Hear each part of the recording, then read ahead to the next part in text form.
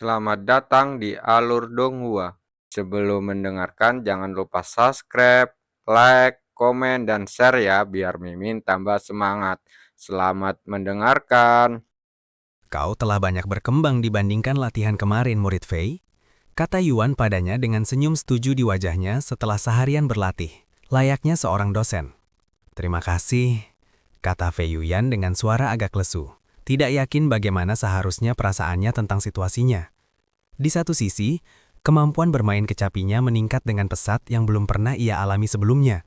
Tetapi di sisi lain, ia diajari oleh seorang murid junior yang memiliki pengalaman lebih sedikit darinya dalam bermain kecapi, sehingga status seniornya dipertanyakan, dan bahkan secara halus menampar wajahnya dengan bakat luar biasanya. Sepertinya hanya aku yang benar-benar mendapat manfaat dari latihan ini. Fei Yuan menghela nafas dalam hati, merasa sedikit malu pada dirinya sendiri. Dengan kecepatan seperti ini, Yuan mungkin bisa memenangkan seluruh kompetisi sendirian, bahkan tanpa membutuhkan bantuanmu, murid Fei, kata Xuan Wuhan kepadanya sambil bersenyum. Fei Yuan ingin membantah kata-kata Xuan Wuhan, tetapi tidak ada yang bisa dia katakan, karena dia juga percaya bahwa Yuan memiliki kemampuan untuk membawanya ke posisi ketiga, bahkan jika penampilannya kurang memuaskan. Beberapa waktu kemudian, setelah latihan selesai, Min Li kembali ke rumahnya di sebelah sementara yang lain pergi melakukan kegiatan masing-masing. Jangan bilang kau akan menginap di sini lagi malam ini. Kukira hanya untuk semalam saja, kata Fei Yuan kepada Xuan Wuhan yang dengan santai berbaring di tempat tidurnya dan tidak berniat pergi dalam waktu dekat. Apa aku pernah bilang hanya untuk satu malam? Karena aku sudah di sini, tidak masalah jika aku tinggal di sini 1 hari lagi atau beberapa hari lagi, kata Xuan Wuhan dengan suara tanpa malu. Fei Yuan menggelengkan kepalanya dan mengabaikan Xuan Wuhan, seolah-olah dia sudah terbiasa dengan tingkah lakunya.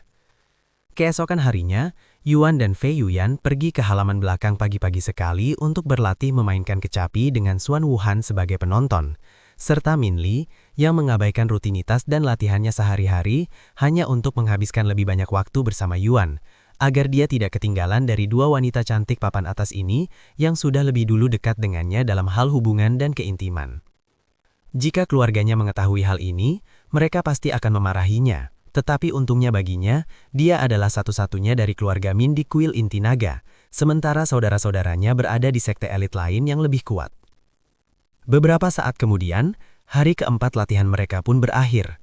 Namun, tepat ketika semua orang di sana bersiap untuk meninggalkan halaman belakang, sebuah suara yang terdengar familiar bergema.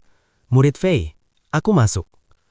Tetua Shan bahkan tidak menunggu salah satu dari mereka membuka pintu dan langsung membuka pintu dengan kuncinya sendiri sebelum muncul di hadapan mereka beberapa saat kemudian. Guru, ada apa? Apa terjadi sesuatu? Fei Yuan menatapnya dengan wajah bingung, bertanya-tanya mengapa Tetua Shan tampak begitu bersemangat.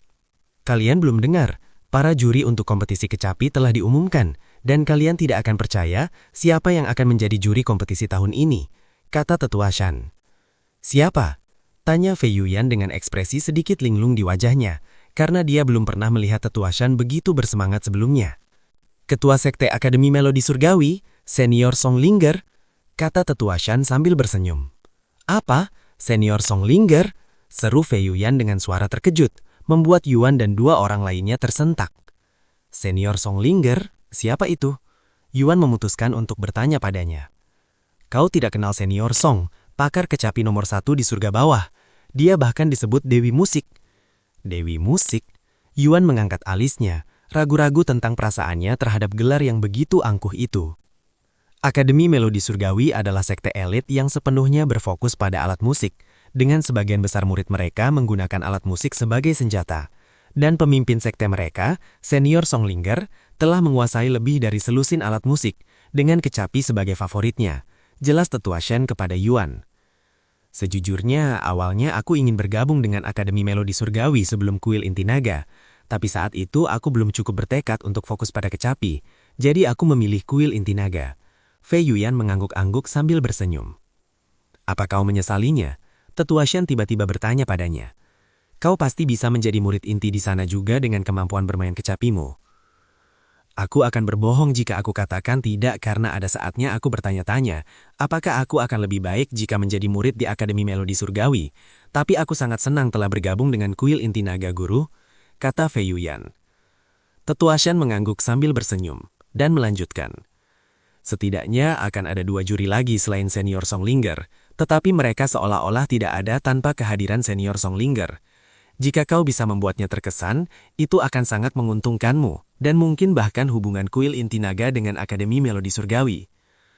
Meskipun Akademi Melodi Surgawi sangat berbeda dari sekte-sekte lain, jangan remehkan kemampuan mereka, karena mereka bertengger di peringkat ketiga sebagai sekte terkuat di surga bawah. Bagaimana dengan kuil inti naga kita? Di peringkat berapa?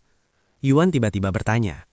Senyum pahit muncul di wajah Tetua Shan, dan dia menjawab, pada era pendiri kita, kuil inti naga kita adalah nomor 1, tetapi sayangnya sejak peninggalannya, peringkat kita perlahan turun, dan sekarang kita hanya berada di peringkat ke-7. Peringkat ke-7? Itu sudah sangat bagus, bukan? Yuan mengangkat alisnya. Tentu saja, tetapi dibandingkan dengan kejayaan kita sebelumnya, ini sangat memalukan dan merupakan penghinaan bagi para leluhur kita. Tetua Shan menghela nafas. Bagaimanapun, aku yakin peringkat kita akan segera berubah menjadi lebih baik, jadi semuanya baik-baik saja. Tetua Shan mengedipkan mata indahnya ke arah Yuan, membuat ketiga wanita di sana tercengang, dan mereka diam-diam bertanya-tanya, apalagi yang disembunyikan dari mereka.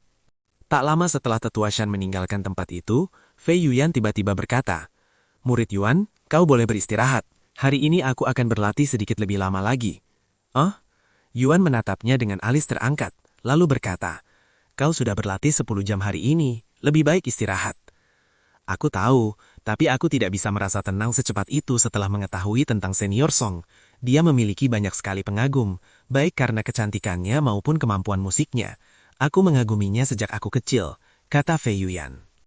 Sekarang setelah aku tahu tentang penampilannya di kompetisi, aku tidak boleh mempermalukan diriku sendiri dengan cara apapun.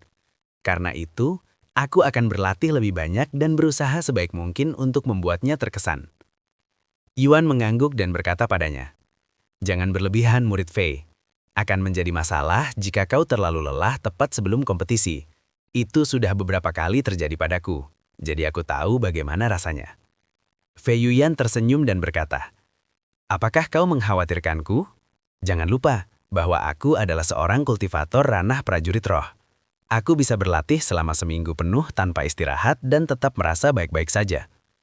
Beberapa saat kemudian, Yuan dan yang lainnya meninggalkan halaman belakang, sementara Fei Yuan tetap tinggal untuk berlatih memainkan kecapi. Setelah itu, Yuan meninggalkan game. Kakak, coba tebak apa yang sedang dibicarakan di sekolahku, tanya Yuro kepada Yuan setelah ia pulang ke rumah. Apa? Kompetisi kecapi? Kau tahu sekolahku adalah sekolah bergengsi untuk para musisi. Tidak mungkin mereka tidak membicarakan sesuatu yang sebesar kompetisi kecapi, kata Yuro. Bahkan saya kenal beberapa siswa di sekolahku yang berniat ikut serta dalam kompetisi kecapi. Ada orang di sekolahmu yang juga tahu cara memainkan kecapi? Tanya Yuan dengan penasaran. Iya, banyak orang di sekolahku bermain cultivation online, dan mereka belajar memainkan kecapi di sana. Tentu saja mereka masih belum terlalu mahir, tetapi mereka tetap ingin berpartisipasi. Sedangkan yang lain mereka akan hadir di kompetisi sebagai penonton. Yuro kemudian melanjutkan. Oleh karena itu, cobalah untuk tidak menunjukkan jati dirimu. Kebanyakan orang saat ini mungkin tidak mengingatmu, tetapi ada banyak siswa di sekolahku yang masih mengingat bakatmu, Kak, terutama karena aku ada di sana. Jangan khawatir, saya akan mengenakan masker selama kompetisi untuk berjaga-jaga, kata Yuan. Bagus, Yuro mengangguk. Ngomong-ngomong, saya ingin tetap bermain malam ini dan berlatih memainkan kecapi lebih banyak lagi, kata Yuan tiba-tiba. Jangan terlalu memaksakan diri, saudaraku. Kamu seharusnya sudah tahu bahwa istirahat sama pentingnya dengan latihan itu sendiri. Saya tahu, Yuro. Lagi pula tidak ada alasan bagiku untuk terlalu memforsir diri. Oke. Beberapa menit kemudian, Yuan kembali ke dalam permainan dan ia pergi ke halaman belakang untuk melihat apakah Fei Yuan masih berlatih atau tidak. Dan seperti yang dia duga, Fei Yuan sambil bermandi dalam cahaya bulan yang lembut sedang berlatih memainkan kecapi. Ada apa, murid Yuan? Fei Yuan berhenti bermain dan menatapnya. Tidak bisa tidur? Tidak. Aku hanya memutuskan untuk berlatih lebih banyak lagi bersamamu, kata Yuan padanya. Kau yakin? Kau boleh tidur saja kalau mau. Aku melakukan ini atas kemauanku sendiri, jadi kau tidak perlu merasa bersalah karena meninggalkanku sendirian, kata Fei Yuan sambil tersenyum. Saya juga di sini atas kemauan sendiri, jadi Anda tidak perlu khawatir. Kompetisi hanya tinggal beberapa hari lagi, dan saya tidak ingin mengecewakan Anda, jadi saya akan berusaha sebaik mungkin sampai saat itu. Mengecewakanku? Fei Yuyan menatap Yuan dengan ekspresi sedikit bingung di wajahnya. Yuan mengangguk sambil tersenyum dan berkata, "Karena Anda datang kepadaku dan meminta saya untuk menjadi partner saya merasa berkewajiban untuk memenuhi harapan Anda." Fei Yuyan malu tanpa alasan setelah mendengar kata-kata Yuan, dan ia mengangguk. "Karena kau bersikeras untuk berlatih denganku, tidak ada alasan bagiku untuk menolaknya." Beberapa saat kemudian, Yuan duduk di sampingnya dan meletakkan tangannya di atas kecapi. "Kalau begitu, ayo kita berlatih semalaman," kata Fei Yuyan, dan mereka mulai memainkan kecapi bersama. Ini terdengar seperti kecapi Yuan murid. Min Li yang jendelanya terbuka, tiba-tiba mendengar orang lain memainkan kecapi selain Fei Yuyan. Gagasan untuk menutup jendela agar bisa tidur dalam keheningan lenyap dari benak Min Li, dan ia memutuskan untuk tidur dengan alunan musik kecapi sebagai latar belakang. Adapun Xuan Wuhan, dia sama sekali tidak menyadari situasi di luar, karena dia tidak membuka jendelanya, yang mengaktifkan formasi kedap suara dan mencegah semua suara masuk ke kamarnya. Dengan demikian, dia menghabiskan sepanjang malam di kamarnya sendiri, sementara Yuan dan Fei Yuyan memainkan kecapi bersama hingga pagi tiba. "Wow, sudah pagi? Rasanya cepat sekali," seru Fei Yuyan saat melihat matahari terbit di cakrawala. "Waktu terasa jauh lebih cepat berlalu ketika kita larut dalam musik, terutama ketika menyangkut musik. Dan selamat Fei Yuyan, kau sekarang bisa menyelaraskan musikmu dengan musikku dengan sempurna." Yuan berkata kepadanya dengan senyum puas di wajahnya, merasa sangat segar meskipun telah berlatih semalaman. "Apa kau sudah lupa? Kau bisa memanggilku Fei Yuyan saat kita berdua saja," katanya sambil tersenyum. Beberapa saat kemudian Fei Yuyan kembali ke dalam rumah untuk membersihkan diri. Setelah keduanya bersih dan segar, Fei Yuyan bertanya kepada Yuan, "Apa yang ingin kau lakukan hari ini? Apakah kau ingin melanjutkan latihan setelah istirahat sebentar?" Yuan bertanya, "Kompetisinya tinggal 2 hari lagi kan?"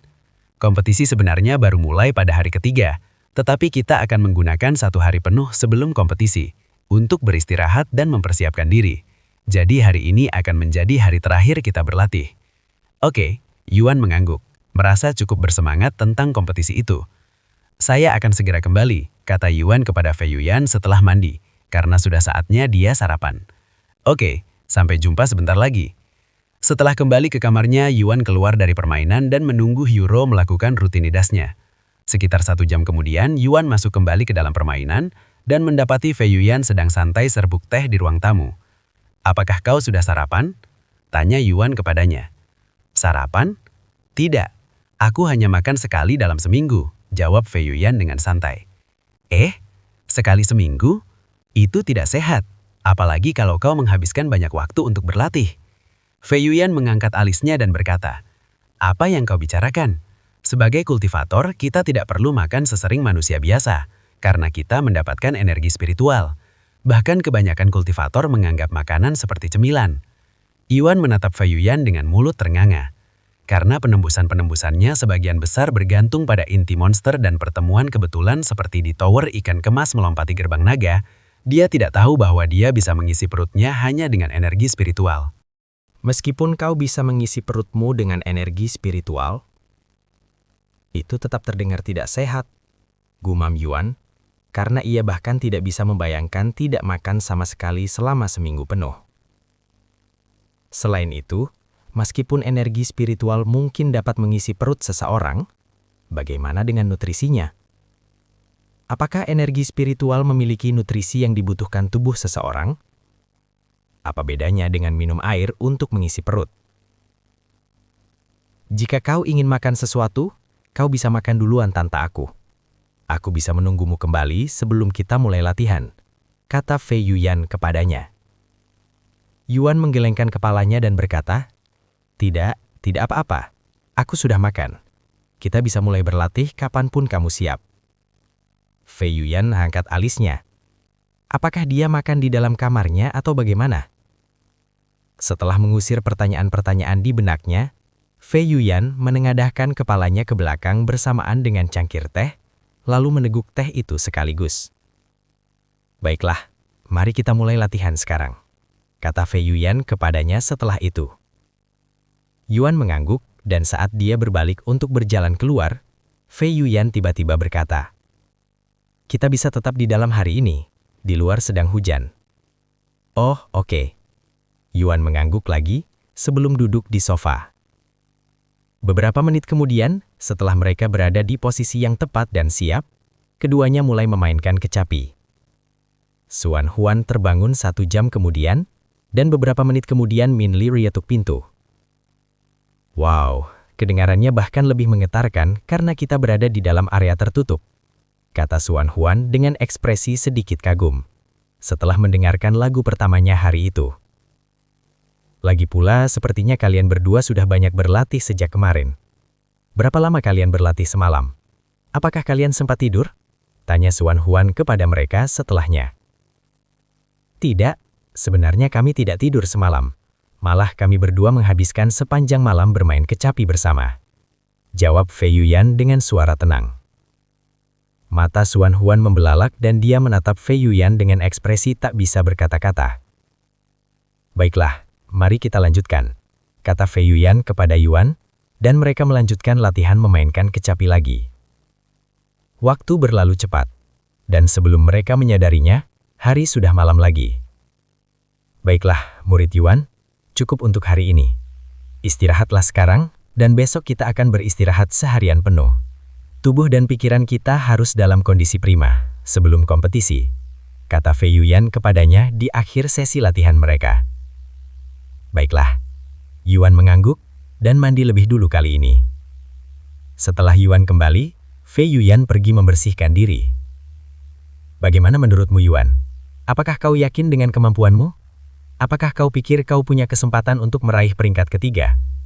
Aku tidak begitu paham tentang kecapi, tetapi jika seseorang seperti murid Fei bisa mencapai peringkat ke-7, kau pasti bisa mencapai peringkat ketiga, bahkan peringkat pertama," kata Xuan Huan kepadanya. "Aku juga tidak yakin dengan kemampuanku saat ini, karena aku masih baru dalam memainkan kecapi. Dan murid Fei adalah satu-satunya pemain kecapi lain yang bisa kubandingkan dan kujadikan lawan. Tapi apapun yang terjadi, aku akan memainkan kecapi sebaik mungkin dan semoga bisa memenuhi harapan murid Fei," kata Yuan sambil tersenyum. "Kau sungguh rendah hati meskipun berbakat Yuan. Aku sangat mengagumi itu. Kau jelas sudah lebih hebat daripada murid Fei yang sudah sangat mapan dan dihormati di komunitas kecapi. Namun kamu bersikap seperti setara." "Well, aku telah diajari sejak usia sangat muda untuk tidak pernah meremehkan orang lain terlepas dari situasi mereka. Jadi aku hanya bisa mengagumi atau menganggap seseorang setara." "Kalau begitu, orang tuamu telah mendidikmu dengan baik," kata Xuan Huan. Namun, senyum getir muncul di wajah Yuan dan dia berkata dengan suara agak lesu. "Satu-satunya hal yang diajarkan orang tua saya hanyalah musik dan alat musik. Segala hal lainnya saya pelajari sendiri atau diajarkan oleh adik perempuan saya." "Benarkah begitu? Lalu siapa yang mengajarimu untuk rendah hati?" tanya Xuan Huan merasa sedikit canggung. Senyum aneh muncul di wajah Yuan dan dia berkata dengan suara agak lesu. "Butuh waktu, tapi aku mempelajarinya setelah menyadari mengapa semua lawanku menangis dan menatapku dengan penuh kebencian setelah kompetisi musik. Meskipun aku baru menyadarinya setelah terlambat, aku selalu memandang lawan-lawanku dengan wajah dingin dan acuh tak acuh. Mungkin mereka menyalahartikan ekspresi alamiku sebagai kesombongan, itulah sebabnya aku dibenci oleh banyak orang." "Kau, arogan dan acuh tak acuh? Aku tak bisa membayangkannya, terutama bagian dibenci itu." Yuan menggeluk dan berkata, "Aku sebenarnya tidak ingat sebagian besar hal itu, tapi kakakku selalu mengatakan betapa banyak perubahan yang terjadi padaku dibanding masa kecilku. Mungkin menjalani sebagian besar hidupku sebagai penyandang disabilitas telah benar-benar mengubah karakterku." "Ah, apa tadi yang kau katakan? Orang disabilitas? Kau?" Xuan Huan dan Min Li menatap Yuan dengan mata lebar setelah Yuan tidak sengaja membocorkan beberapa rahasia. Yuan menatap kedua wanita cantik itu dengan ekspresi canggung setelah menyadari apa yang baru saja dia katakan. "Pokoknya, aku sudah sangat mengantuk, jadi aku akan beristirahat untuk hari ini. Sampai jumpa besok," kata Yuan kepada mereka, sebelum sebelum bergegas ke atas seolah-olah dia melarikan diri sebelum mereka bisa menanyainya lebih lanjut. Ada apa tadi? Xuan Huan dan Min Li saling bertukar pandangan. Yuan jelas menyembunyikan sesuatu dari mereka. Namun siapa lagi yang tidak memiliki beberapa rahasia yang lebih baik disimpan sendiri? Sudah malam sekali, jadi aku permisi juga. Sampai jumpa besok, kakak senior Xuan, kata Min Li sambil meninggalkan gedung. Sepertinya aku akan pergi berkultivasi. Xuan Huan mengangguk dan menyusul masuk ke kamarnya. Kemana semua orang pergi? Fei Yuyan keluar dari kamar mandi beberapa menit kemudian dan melihat ruang tamu kosong. Sudahlah. Fei Yuyan menggelengkan kepalanya sebelum masuk ke kamarnya dan tertidur tak lama kemudian. Keesokan harinya, Xuan Huan bertanya kepada semua orang di sana. Apa yang akan kalian lakukan hari ini jika kalian tidak akan berlatih memainkan kecapi? Dengan baik. Namun sebelum Fei Yuyan sempat menjawab, seseorang mengetuk pintu sebelum suara terdengar. Kalian di dalam, ini aku. Guru. Fei Yuyan pergi membuka pintu setelah mendengar suara Elder Shan. Ada apa guru? Tanya Fei Yuyan setelah menyapanya. Maksudmu apa? Turnamennya besok loh. Dan aku di sini untuk melihat apakah kau sudah siap pergi. Kita sudah mau meninggalkan sekta. Aku kira baru harus berangkat besok pagi. Fei Yuyan berkata sambil mengangkat alisnya karena hal ini tidak seperti biasanya. Karena kehadiran Istana Langit dan Bumi serta Tetua Song, tempat ini akan jauh lebih ramai daripada sebelumnya. Jika kita tidak pergi sekarang, kita akan kesulitan masuk ke kota. Jelas Tetua Song. Oh, itu masuk akal. Fei Yuyan kemudian menoleh ke arah Yuan dan bertanya kepadanya, apakah kau siap untuk pergi sekarang? Yuan segera mengangguk dan berkata, aku siap berangkat kapanpun kau siap. Tunggu sebentar. Tetua Song? Aku juga ingin ikut denganmu. Xuan Wuhan tiba-tiba berkata. Kau? Tetua Song mengangkat alisnya lalu berkata, aku hanya bisa membawa 2 orang lagi di harta karun terbangku, jadi kau harus meminta kakekmu untuk membawamu. Kakekku juga akan pergi? Gumam Xuan Wuhan dengan nada terkejut. Tetua Song mengangguk dan berkata, ya, itulah mengapa kamu sebaiknya berbicara dengannya. Ngomong-ngomong, kita perlu berbicara dengan ketua sekte sebelum meninggalkan sekte. Ikutlah denganku, murid Fei, murid Yuan. Sampai jumpa lagi nanti, kata Yuan kepada Min Li dan Xuan Wuhan. Setelah Fei Yuyan dan Yuan pergi bersama Tetua Song, Xuan Wuhan dan Min Li saling berpandangan. Apakah menurutmu Tetua Agung Xuan bersedia mengajakku? Tanya Min Li kepada Xuan Wuhan. Aku bisa memintakan untukmu. Xuan Wuhan mengangguk. Terima kasih kakak senior. Sementara itu, beberapa waktu kemudian, di markas besar pemimpin sekte, Tetua Song mengetuk pintu dan berkata, pemimpin sekte, saya telah membawa murid Fei dan murid Yuan ke sini, dan kami akan segera meninggalkan sekte. Silakan masuk. Sesaat kemudian mereka memasuki ruangan. Aku tidak menyangka akan bertemu denganmu lagi secepat ini, murid Yuan, kata Long Yijun dengan senyum yang agak kaku di wajahnya. Ngomong-ngomong soal kompetisi kecapi ini, pasti banyak orang yang datang. Aku tahu, Yuan mengangguk. Jika ada banyak orang, itu berarti akan ada banyak orang yang mengawasimu. Long Yijun menyipitkan matanya ke arah Yuan, yang tampaknya tidak menyadari apapun saat ini. Yuan tiba-tiba tersenyum dan berkata, jangan khawatir ketua sekte, saya akan mengenakan masker selama kompetisi agar orang-orang tidak bisa mengenali saya. Oh, Long Yijun dan Tetua Song menatap Yuan dengan ekspresi terkejut di wajah mereka. Mereka tidak menyangka dia akan menyadarinya, yang jelas merupakan sebuah kejutan. Beberapa saat kemudian, Long Yijun mengambil sebuah kotak kayu berukuran sedang dan meletakkannya di atas meja. Ambillah ini, murid Yuan. Jika terjadi sesuatu, harta ini akan menyelamatkan hidupmu. Setelah membuka kotak kayu itu, Yuan bisa melihat 2 barang di dalamnya. Salah satu dari 2 benda tersebut adalah slip gia hijau tua, sedangkan yang lainnya adalah jimat perak. Slip gio itu disebut penghalang gia, dan tokennya bernama jimat 10.000 mil, kata Long Yijun. Lalu ia menjelaskan kegunaannya. Jika kau menuangkan sebagian energi spiritualmu ke penghalang gia, ia akan menciptakan formasi pertahanan yang sangat kuat di sekitarmu, yang bahkan dapat memblok serangan Grandmaster Roh. tetapi hanya mampu memblok satu serangan saja, siapapun yang menyerangmu, jadi kau harus menggunakannya dengan bijak. Adapun jimat 10.000 mil, selama kau mengaktifkannya dengan energi spiritualmu, jimat itu akan langsung memindahkanmu sejauh 10.000 mil dari lokasimu.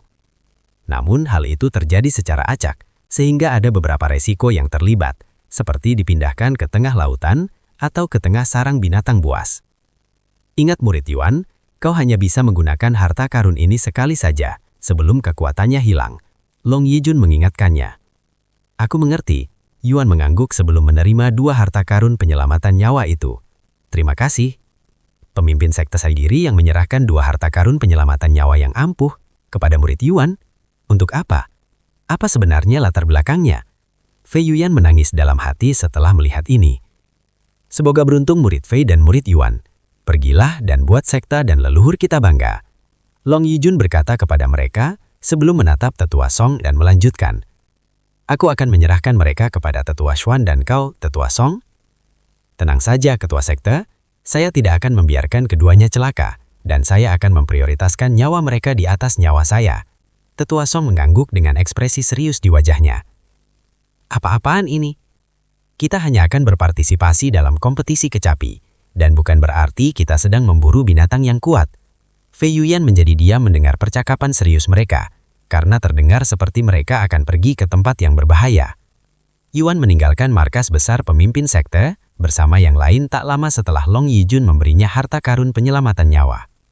Murid Yuan, Tetua Song tiba-tiba memanggilnya, lalu ia merogoh ke cincin spasialnya, sebelum mengeluarkan pil merah dan menyerahkannya kepadanya.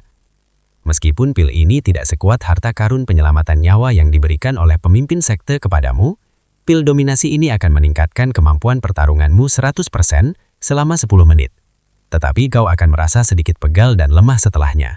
Jadi jika kau tidak dapat mengalahkan lawanmu dalam 10 menit, gunakan jimat 10.000 mil untuk menjauh sejauh mungkin. Terima kasih, Senior San. Yuan menerima pil itu. Pil dominasi, tingkat 3, kemurnian 88%. Efek, meningkatkan semua statusmu 100% selama 10 menit, diikuti dengan penurunan 75% pada semua status selama 24 jam. Deskripsi, hanya boleh dikonsumsi jika kau adalah seorang kultivator. Bahkan guru saya memberi murid Yuan sesuatu untuk menjaganya tetap aman. Fei Yuyan menatap Yuan dengan ekspresi sedikit bingung di wajahnya. Ayo kita temui Tetua Xuan sekarang, kata Tetua Song, sebelum membawa mereka ke tempat tinggalnya. Tetua Song mengangkat alisnya ketika ia melihat 2 wajah yang tampaknya familiar berdiri di samping Tetua Xuan. Tentu saja, itu adalah Xuan Wuhan dan Min Li. Pada akhirnya, Xuan Wuhan berhasil membujuk Tetua Xuan untuk mengajak dia dan Min Li ikut dalam kompetisi itu. Apakah kita semua sudah siap untuk berangkat? Tanya Tetua Xuan setelah mereka berkumpul. Ya, dan kami baru saja menemui ketua sekte. Kami siap berangkat kapan saja. Tetua Song mengangguk. Bagus. Kalau begitu, kita akan segera berangkat. Namun sebelum kita pergi, izinkan saya memberikan ini kepadamu, murid Yuan. Kata Tetua Xuan sambil mengambil 2 benda dan menyerahkannya kepada Yuan. Kedua benda ini akan sangat berguna jika kau berada dalam kesulitan. Benda pertama disebut jarum petir. Kamu dapat mengaktifkannya dengan menuangkan energi spiritualmu ke dalamnya, dan setelah itu terjadi, benda itu akan meledak dalam 3 detik. Langsung melepaskan ledakan dahsyat yang setara dengan serangan habis-habisan dari seorang kultivator di alam Master Roh Puncak. Jadi pastikan kamu melemparkannya sebelum meledak. Benda kedua ini disebut marmer naga. Ini adalah harta karun yang sangat langka dengan jumlah yang sangat terbatas, karena hanya selusin yang ditemukan di kuil naga ribuan tahun yang lalu. Hanya ada 2 harta karun ini yang tersisa di sekte ini, dan jika Anda mengaktifkannya dengan energi spiritual Anda, itu akan membawa Anda kembali ke kuil esensi naga, dimanapun Anda berada di dunia ini, selama Anda berada di surga bawah. Jadi gunakanlah dengan bijak. Batu naga, Tetua Agung Xuan bahkan memberikan harta karun penyelamat hidup yang begitu berharga kepada murid Yuan. Mengapa? Rahang Fei Yuyan ternganga saat melihat ini. Begitu pula Xuan Wuhan dan Min Li. Mereka hanya akan berpartisipasi dalam turnamen musik di dalam kota. Peluang mereka berada dalam bahaya hampir 0. Namun Yuan tetap menerima banyak harta karun penyelamat nyawa yang ampuh, seolah-olah dia dikirim ke medan perang. Kenapa mereka hanya memberikan harta karun penyelamat hidup? Bagaimana denganku? Bagaimana dengan kita semua? Bukankah kita juga akan meninggalkan sekte ini? Kenapa dia mendapat perlakuan istimewa seperti itu? Fei Yuyan menangis dalam hati, merasa sedikit iri pada Yuan, tapi dia tidak berani mengeluh.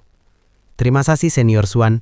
Yuan menerima jarum perak kecil dan kelereng emas itu sebelum melemparkannya ke dalam cincin spasialnya. Bagaimana kau bisa memberinya sesuatu yang begitu berharga sementara aku hanya memberinya pil dominasi? Sekarang kau membuatku terlihat buruk. Tetua San menghela napas setelah itu. Maaf, itu bukan disengaja, Tetua San, kata Tetua Xuan dengan senyum yang agak kaku. Beberapa waktu kemudian Tetua San mengambil sesuatu yang tampak seperti mainan perahu kayu dari cincin spasialnya. Setelah mencurahkan sebagian energi spiritualnya ke perahu kayu itu, perahu kayu berukuran mainan itu tiba-tiba membesar hingga cukup besar untuk memuat 3 orang, membuat Yuan terkesan. Naiklah, kata Tetua San kepada mereka sambil menaiki perahu kayu itu. Fei Yuyan memasuki perahu sebelum duduk. Apa yang kau tunggu, murid Yuan? Kemarilah. Fei Yuyan menepuk kursi kosong di sampingnya dengan ekspresi yang tampak polos, namun matanya melirik Xuan Wuhan sejenak. Yuan mengangguk dan duduk di samping Fei Yuyan, bahkan merasakan sesuatu yang lembut menekan sisi hipungnya setelah itu. Alis Xuan Wuhan terketik setelah melihat ini, dan dia jelas tidak melewatkan pandangan sekilas Fei Yuyan. Sementara itu, Tetua Xuan juga mengambil kembali harta karun terbangnya. Itu harta karun. Yuan menatap harta karun terbang Tetua Xuan dengan mata terbelalak, karena benda itu tampak seperti platform kecil berbentuk lingkaran yang terbuat dari awan. Tetua Xuan tersenyum melihat reaksi Yuan, dan dia berkata, ada banyak jenis harta karun terbang yang berbeda.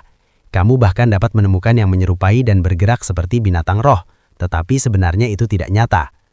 Beberapa saat kemudian Tetua San dan Tetua Xuan mengaktifkan harta karun terbang mereka dan terbang, melayang menuju awan di langit sebelum melesat kejauhan dengan kecepatan yang jauh melampaui pedang terbang.